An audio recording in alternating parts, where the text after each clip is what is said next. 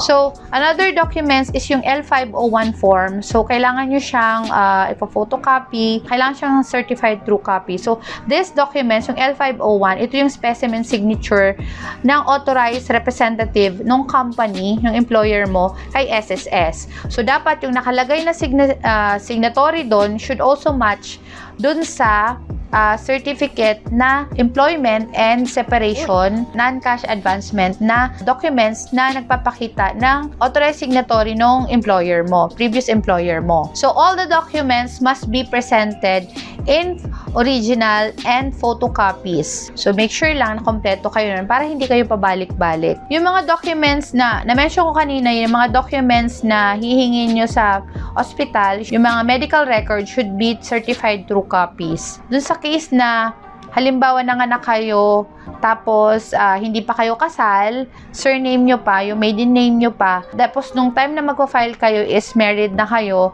so you also need to provide yung copy ng marriage certificate nyo. Another documents na importanteng mai-provide nyo is yung bank details nyo. So, kailangan na accredited bank details yung maibibigay mo. Sa case ko noon is Land Bank, pero I think mayroon pa sila mga ibang bangko na accredited. Then, you need to provide yung account number, account details, then copy ng deposit slip sample na nagpapatunay na active yung bank account na yon. So, yun, wag mong kalimutan yun kasi automatic, i-credit na lang nila yun sa bank account mo. So, ako noon, nung time na yun, kasi parang 2017, nag-process. Ang binigay ko yata nun is branch na saan ipapadala yung cheque.